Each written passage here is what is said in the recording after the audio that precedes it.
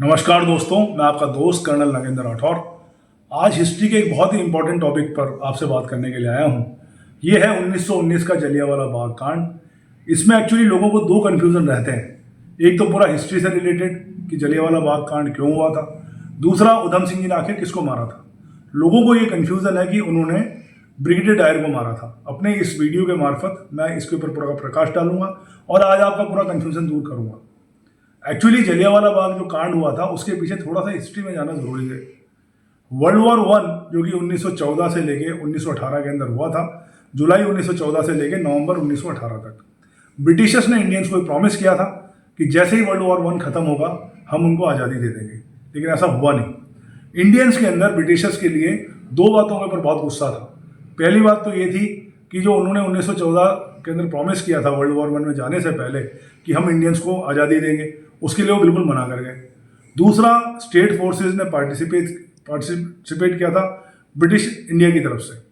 तो जब हुआ ये कि ब्रिटिश इंडिया की तरफ से स्टेट फोर्सेस ने पार्टिसिपेट किया और इंडियंस ने ब्रिटिश आर्मी के अंदर पार्टिसिपेट किया, तो बहुत से इंडियन शहीद हो गए थे वर्ल्ड वॉर वन के अंदर। तो इन लोगों के अंदर दो बातों पे गुस्सा था, जैसा कि मैंने आपको पहले बता दिया। अब आते हैं जलियांवाला बाग कांड के ऊपर। माइकल ओडायर जो उस टाइम के अंदर गवर्नर थे लाहौर के अंदर, उस टाइम में क्या हुआ कि इंडियंस में गुस्सा होने की वजह से 4-5 ब्रिटिशर्स को अमृतसर में मार दिया गया। तो जब ब्रिटिशर्स को इंडियंस ने मारा तो माइकल ओडायर इंडियंस को सबक सिखाना चाहते थे।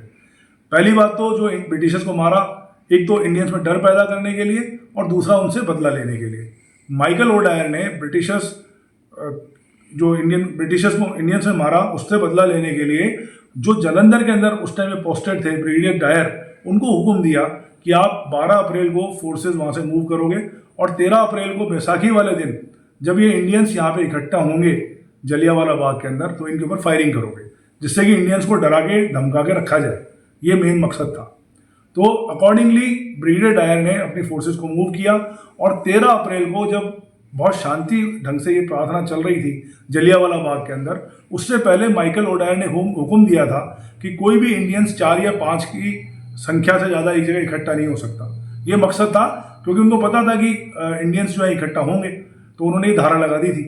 तो जब ये शांति सभा चल रही थी, तकरीबन 1500 के आसपास के अंदर लोग इकट्ठा हुए थे, तो इनके ऊपर निहत्थे लोगों के ऊपर ब्रिगेडियर डायर ने बगैर कोई वार्निंग दिए हुए इनके ऊपर फायरिंग स्टार्ट कर दी, जिसके अंदर 1050 तो लोग गोली से मारे गए और तकरीबन 200-250 लोग, क्योंकि भगदड़ मची तो वहाँ पे एक कुआं था, उस कुएं के अंदर एक के ऊपर एक लोग गिर गए, तो 200-250 लोग वहाँ पे मारे गए।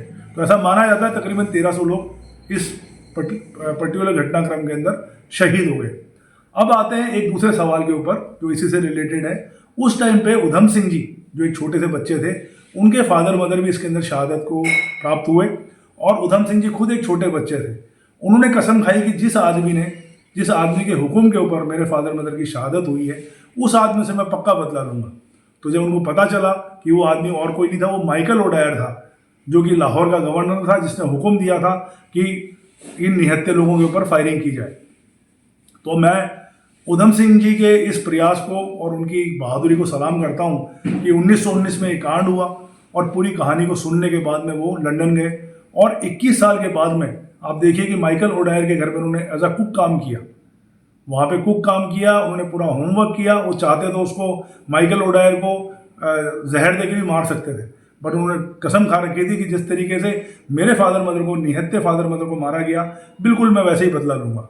तो उन 1050 लोगों का जो गोली से मारे गए, 200-300 लोग जो इसमें जाके कुएं के अंदर शहीद हो गए, तकरीबन 1300-1400 लोग जो शहीद हुए, उन लोगों का बदला उधम सिंह जी ने मार्च 1940 के अंदर एक पार्टी के अंदर, जो माइकल ओडायर एक पार्टी के अंदर थे, निहत्थे थे, उस टाइम पे उनको शूट करके सबके सामने और वो अपना बदला लिया।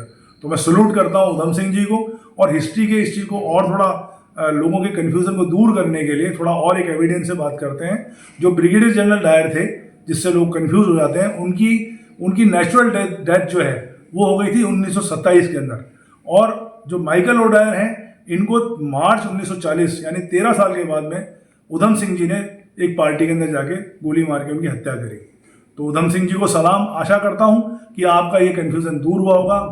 आई once again repeat, for the people who might have some problem in understanding Hindi, then Michael O'Dwyer was a person who has given an order in Lahore as a governor to kill these guys who are, who are doing a prayer in in this Jallianwala Bagh in the year 1919. And Udham Singh ji has killed Michael O'Dwyer, who was the governor of Lahore, and he was not a person, Brigadier Dyer. The evidence is that Michael O'Dwyer was assassinated by Udham Singh ji in March 1940, whereas Brigadier General Dyer died his natural death in the year 1927. So there's a gap of 13 years. I hope this video will be very useful to history students. आशा करता हूँ कि history के students को काफ़ी ये video मददगार साबित होगा. कृपया करके अपने ज़्यादा से ज़्यादा फ्रेंड्स के साथ उसको शेयर करें और मैं आई होप कि you people will be benefited. So wishing a very very happy and prosperous new year 2025. I wish you all the very best. I pray to the Almighty that New Year brings lot of happiness, lot of good health, and you have a very cheerful and very blissful New Year 2025. Thank you so much, my friends. Thanks a lot.